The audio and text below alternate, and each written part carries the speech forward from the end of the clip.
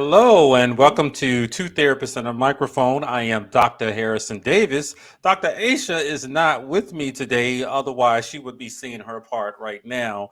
Dr. Aisha is at the American Counseling Association conference in Atlanta, and she's representing Georgia as she's the chairperson for the Georgia chapter of the American Counseling Association. And she has some leadership responsibilities where she was recently elected by her peers as the president for the Association for Multicultural Counseling and Development. So I'm holding down the fort tonight by myself. But so to continue, Two Therapists and a Microphone is a show about mental health, relationships, and social issues that personally affect you. We air live every Thursday evening at 7:30 p.m. And Aisha's part, I don't know that one too well. We are two licensed psychotherapists with decades of clinical experience, and we want to hear from you. We want to hear about what's going on with you, your lives, your situations, your dilemmas. So go to www.twotherapist.com. That's two, TWO, therapist with an S.com, and click on Ask Two Therapists at the top. So today's topic is something that I wanted to talk about as I recently attended my own conference for diversity officers in higher education. It was in San Diego last month. And there was a term that I heard over and over and over again, and that was anti-racist activist. And I was intrigued by that term. It was new to me. But as I learned about the concepts and the ideas, I was beginning to conclude I think I'm an anti-racist activist, and it's quite different from other things. So I found a guest whose expertise is in that particular topic. So let me welcome Brittany Works. She's a licensed clinical social worker, founder and executive director of Matters of Our Mind, LLC, and serves as a consultant for educators, nonprofit organizations, and community to address structural racism, understand the impact of trauma and implicit bias in the workplace, and provide evidence based models that promote trauma informed care and culturally specific strategies to enhance agency mission. As a former mental health therapist in the Georgia prison system and serving as a former supervisor for a community based mental health team in metropolitan Atlanta, Brittany understands the impact of systemic racism and trauma on Black life and believes that balanced historical perspective coupled with evidence-based practices create individuals qualified to impact outcomes in their communities and places of business. Brittany holds a Bachelor of Social Work from Oakwood University and an MSW from Clark Atlanta University. And she's also been recognized for exceptional leadership and commitment to her community. Brittany, Yes. welcome to the show. Thank you so much, Dr. Harrison, for having me. It's a pleasure to be here. I'm glad to have I'm you because very I need to talk to excited. somebody about this. Somebody who's actually read the Let's talk book, about it. on it, who actually does this on a day-to-day basis as I'm trying to figure out where do I fit into, anti-racist activism. But can you define that term for the audience? Absolutely. It's really simple. Anti-racism activism is really, anti-racism is the act of really intentionally identifying racism and seeking to change policies, behaviors, and even mindsets about racism and what that looks like for us in our various settings and Gotcha. environments as well. So it sounds like it requires a lot of you sometimes. Now, a term we were talking about this earlier that I'm familiar with, being a counselor and attending counseling conferences, and it was a big push for social justice advocates that are Right. out there, and I think I was one. But what would be the difference between a social justice advocate and an anti-racist activist? Right. So, really since summer of 2020, since the death of George Floyd, we've seen a lot of these terms kind of coming into play. And when I Yeah. think of a social justice activist, that would be someone who is seeking, social justice in various aspects, and that can include anti-racism, because that is one area of social justice. But social justice can lend itself to so many other areas. It can lend itself to LGBT Mm. rights. It can lend itself to, The feminism poor. and rights as it regards, patriarchy and sexism. So it has a very large lens, but ultimately, social justice is seeking to, provide equity and social justice for all individuals. And then when you're looking at anti-racism, it's specifically saying, okay, we want to focus on this, I guess, subset of social justice, if you will, and Okay. look at what that means for the Black and white issue in our country. It's looking at what racism is, how it impacts the policies in our work, how it impacts us as individuals, how it impacts our minds and our mental health. So it encompasses specifically looking at racism. And to define just the word anti-racism more specifically, is really seeking to undo, whiteness, and making sure that we are not promoting any policies or ideas that promote white as better, or Gotcha. that seek to look at African Americans as, superior. And that can look in like different things. Yeah, as I was doing some research, I was realizing, it's nothing wrong with being a social justice advocate.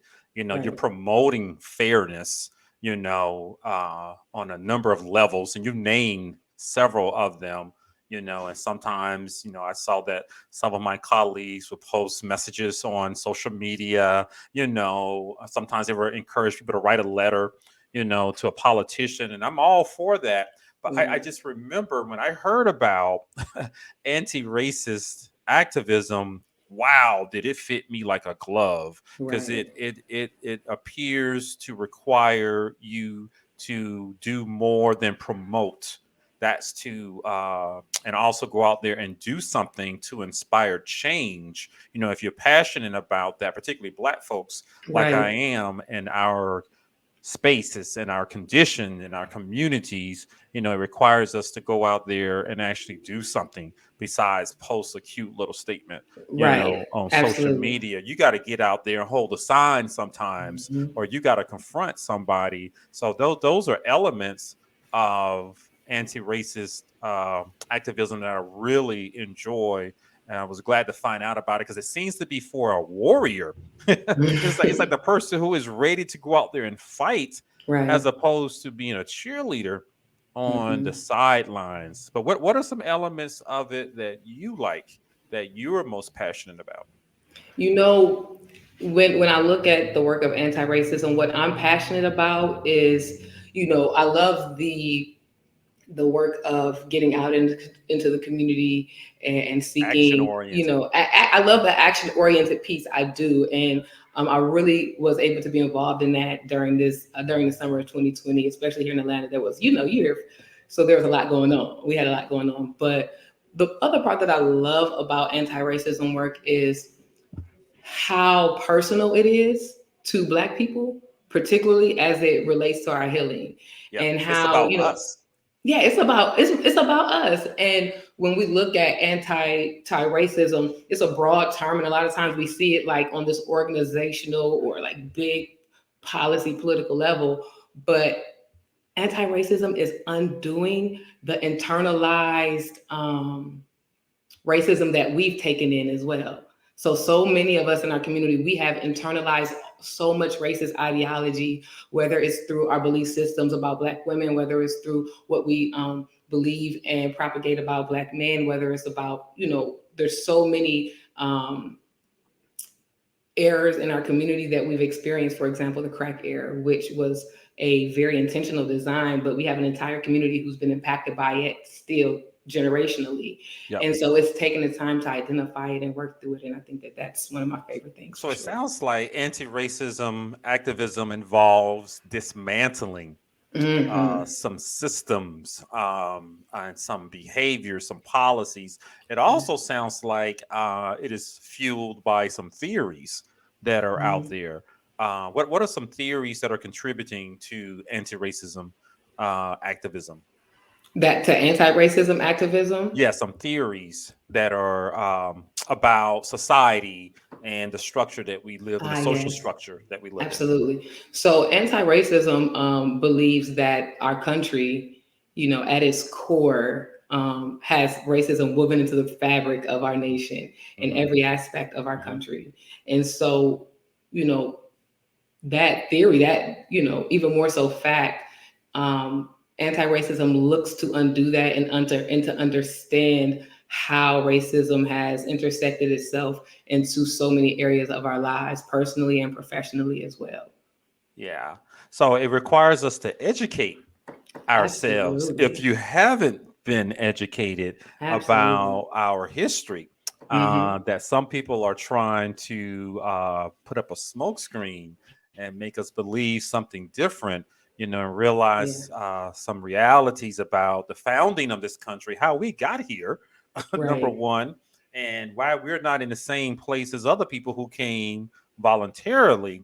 So it sounds like anti-racist activism requires us to have a critical lens, looking at our history and a number of things that are in place. But Very. that would make a few people uncomfortable, and it is making people Oh yeah. uncomfortable, to have us talk about some realities. We could just go back over the last 40, 50 years and some policies Hmm. that are out there. But I'm glad to hear that it requires us to learn, because that ignorance, can really make us make some poor decisions that Absolutely. are out there. Is it easy for you to encourage people to educate themselves about realities or history, or to Um, encourage, for you to provide that information to them? How easy is that for you? well, I'm very passionate about it, so it comes very naturally for me. But, in professional settings, when I'm having to deliver or provide this information and training, it can be challenging to make sure I relay the information in a way that's authentic without, you know, I don't want to say causing discomfort because I believe that sometimes we have to just be uncomfortable. How But can you basically, avoid it? but that's like the internal dilemma that I kind of run into sometimes. And I've had some really interesting moments during workshops and presentations where it's like, okay, what do I do? What do I say? But it's like I have to be real. I have to keep it real, and I have to like provide this information because the thing is when people know, they do better, know better, do better. And Sometimes. honestly, right, true. True. But so many times when I've done workshops, I've had so many people, white people, come to me and say, I had no idea. And Got you. we can see now how this information is being kept. We have these issues being in school, so people don't know, and providing that information really allows people to say, okay, I've been thinking different, so I've been doing things a certain way. Let's see what happens when I have this information at my exposure. Yeah, and it's just a question. I'm glad you're doing that. I have Mm. to do that a little bit, with my current position. I just don't have to talk about history a lot, Right. But my question, sometimes I wonder, um, why can't those individuals, those white folks, go and do their own research? There's plenty of information out there. Absolutely. I mean, there are webinars, there are documentaries. I mean, did they think Roots was a fiction? Right. How do you feel when you have to come against people who are having a hard time believing, or for the first time realizing the impact of slavery and Jim Crow laws? What is that like for you when you interact with a person like that? I'm gonna be honest, that's been a journey for me. Because of our just frankly egregious history in this country, it's very difficult to be gracious. But I have learned through just through time and maturity that truly people are ignorant and do not know.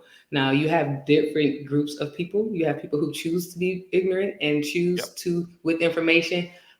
Whenever I'm in my presentation, I say, hey, I did not go into this work for them, frankly. I came into this work for number one, to help my community, but Gotcha. also to educate white people who are like, oh, wait, I didn't know. And we have so Yep. many every day that we work with. Oh, I don't see color. And oh, everybody's the same. That type of racism. I call it nice racism, where you just don't know. And so I like to be able to provide that information because, Oblivious. and yeah, and provide and then grace because listen, they're trying to keep kids in 2022 from learning history. Imagine what was going on 20, 30 years ago. Yeah, I So, remember a moment when I was a professor. I taught master's level counseling and a multicultural counseling course. In the beginning, mm, we talk about some societal issues, And I made the statement one time in front of class, after 300 years of slavery and torture, we got to think about what's the impact of that. And my classes were all white until my last few years there. It was all white students. I was at the University of North Georgia. And one of the students said, 300 years? I said, yeah, the period of slavery.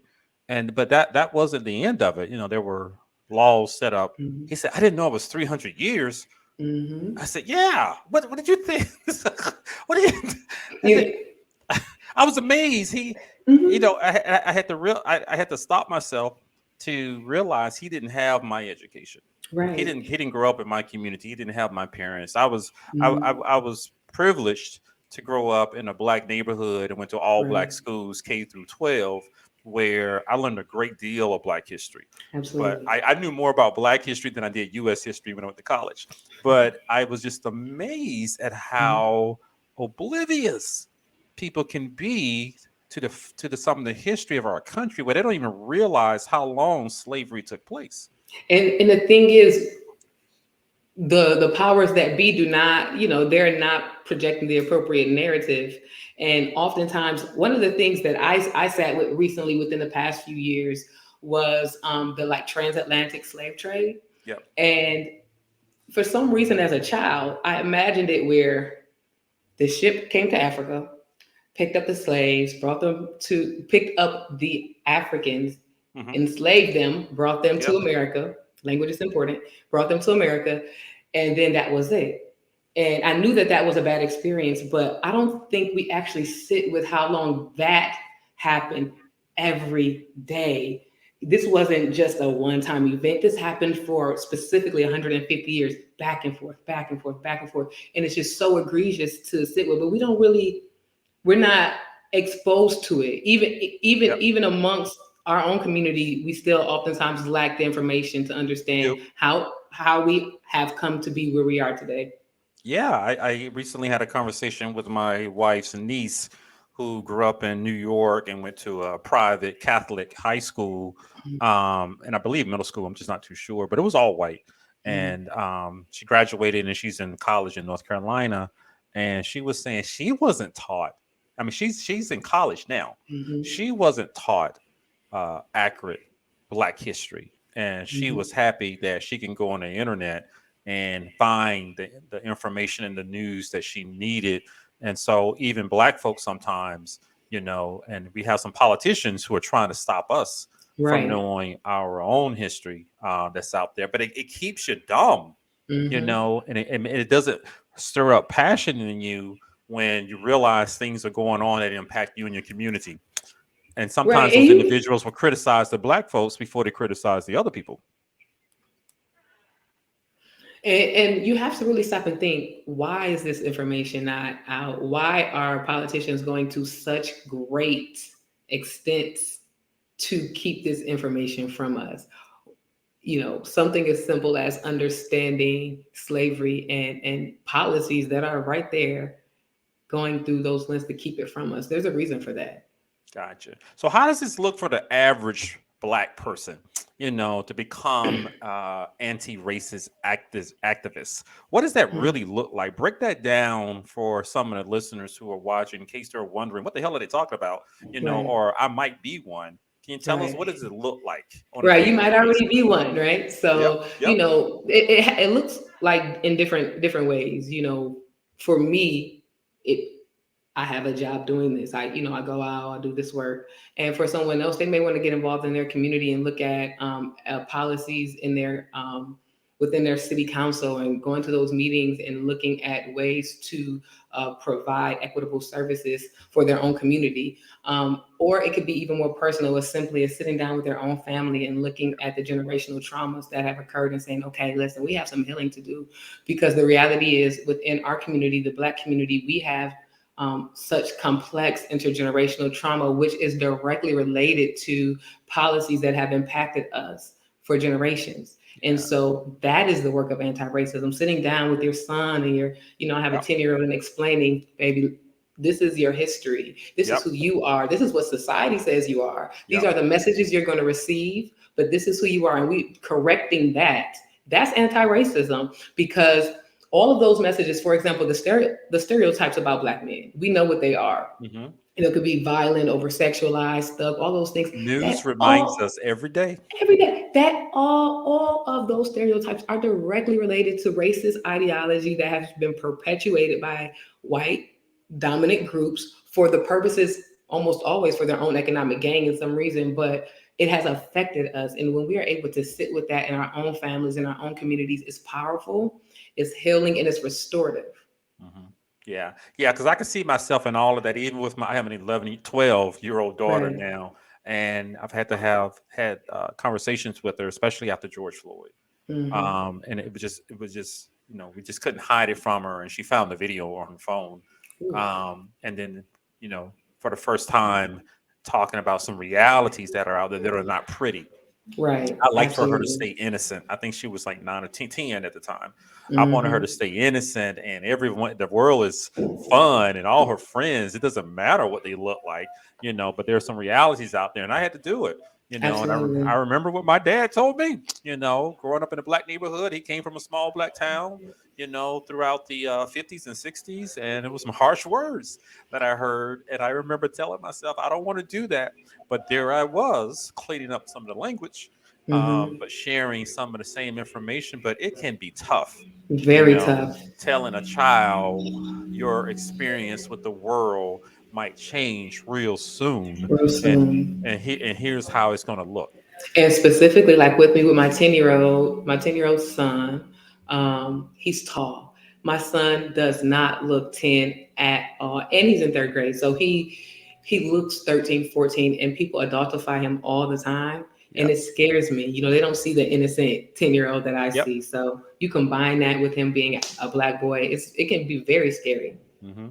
And outside of that, I can see myself doing other things that you talked about, just standing up for some injustices. It's like making Hmm. a conscious decision, Right. recognizing, no, that's not right, or Hmm. that was an insulting statement, but actually confronting it, Right. which requires a little bit more motivation, to the person who said something that you're not quite sure, what they meant by it. Because, some people, they have a way to insult you or Listen, those people, yeah, microaggressions. without you knowing it Listen, until the next day, you're like, wait a minute. what do you say to the audience and about what it takes to confront those personal racist attacks that are out um, there? it definitely takes having peace with yourself, because even in moments where you call certain things out, or what I like to say, I call them teachable moments. When I Mm, call a racism out in its time, um, it still may not go the way I want it to go, and this yeah, person may still walk away saying things that are insulting to me and true, offensive to who I am. true. But making peace with who I am, but also understanding that this peace me does not mean that I'm harmless, in that I'm not going to be a man. I will call you out. And we are living in a different time where we have a lot more voice in our environment and in our jobs than we did pre May 2020. Well, speak You for know, yourself. I was always outspoken. oh, right, and I I, was too. And I was too. But I think that systemically, it's more the common now. it's more common, and I think that there are more things in place in a lot of our work environments since the death of George Floyd that allow us to have the safety to speak up a little bit more. Yeah, Everybody has a DEI program now, something that we didn't see as much, and true. all of those things coming into play. Yeah, but you got to be bold, You And do. I like how you said it's about you and your Hmm. piece, not All of so it. much about the person who made the insulting comment or statement, and Hmm. pretending like they didn't really mean that. It's about you maintaining your piece and how you're going to handle this and make sure that you're satisfied. Let me You say know, this. go ahead. Oh, no, I'm sorry. I didn't mean to cut you off. So I remember I was at work once and I had this moment where this doctor did something that was just flat out racist. Don't have time to get into it, but it was just so overtly racist. And Oh, I I believe was you. I was on fire, Dr. Harrison. I was so upset. I was so angry. Like, I mean, if it wasn't, work, sometimes I wonder, like, I was just raging. And I remember afterwards going back to my office mad. Yep. Got in my car, mad. On the highway, mad in traffic, picking up Yep. my son. He's like, Mommy, Yep. what's wrong? Boy, get in the car, mad. At home, mad. And I thought to myself, I've carried this with me all day. Yep. and she at home chilling with her husband, doing Yep. whatever it is she wants to do. And Drinking a latte. drinking a latte, and I am carrying this with me. Yep. Nah. And not only that, but it affects our body. We know what that does when we hold it in. So Yep. I said, I don't want that to be me. So I'm gonna make it about Yeah, peace. yeah, you have to, and I'm glad you mentioned that. Because I think I've been doing this work for a long time. I can remember Hmm. being in grad school 25 years ago, the only black student in the doc program, and then another white student made the comment that I was there because of some diversity initiatives, and I remember at that moment saying to myself, like it was last week, you're not going to get away with that, and I had to let them know what I brought to the table. And coincidentally, I had higher GRE scores than he had. Coincidentally, I was already licensed, and he wasn't. Right. Coincidentally, I had an extra degree than he had. Mhm. So you have to make a decision, like you said. How am I going to walk away from this? Am I going to be proud of myself? And Right. sometimes I just can't let them walk away and feel Mm-mm. good because 'Cause I need my peace. I'm not going to be disrupted, It's about my peace. That's right. or I'm not going to be the only one disrupted. But there is a cost to it, and sometimes we have to be prepared for that. Right. So, Brittany Works, I have enjoyed having you here. Are Thank you there so any much. final words you want to say to the audience? I just want to encourage everyone to continue the work of anti-racism, even if you feel like it may not be for you, black or white. It's a specific work for each of us to do, especially for Black folks to heal and to be mindful of how racism impacts us every day, our bodies and our families, and just do Absolutely. the work. I say do something. You got to do That's right. something, Do something. and that's what I decided to do a long time ago. I'm not here to make Hmm. other people feel comfortable, and happy about their insults. I'm going to call you out on it. There is a price to pay. I realize Absolutely. that also, but you have to be ready for it. But just like you mentioned, driving home and the next day you holding Hmm. that stuff, and they're at home chilling, and they're the ones who insulted you. You Don't know, sit you well with me. you got to make a decision on how you're going to handle that. So I like some of the ideas Absolutely. about anti-racist activism. What's the name of the book you can recommend to people? Um, One by Kendi. Kendi, yeah, he has several. One stunt from the beginning, and then he has one called "How to Be an Anti-Racist." That's it. That's Yeah. it. That's one Mhm. that I just ordered on Amazon. So Yes. thank you, Brittany, for joining us. Can you tell the audience how can they contact you if they want Absolutely. to So, continue this discussion? absolutely. I have an Instagram page, and it is called Healing, HeaLing, the letter N, chilling, CHILLING. So Healing and Chilling. You can find me on Instagram, and we All can right, discuss things check from that that perspective. out if you guys want to talk to Brittany Works. Again, you guys are listening and watching Two Therapists on the Microphone. You can catch us here every Thursday evening at 7:30 p.m. Mhm. That's live on Facebook, YouTube, and Twitter. We will see you guys next All right. week. Thank you.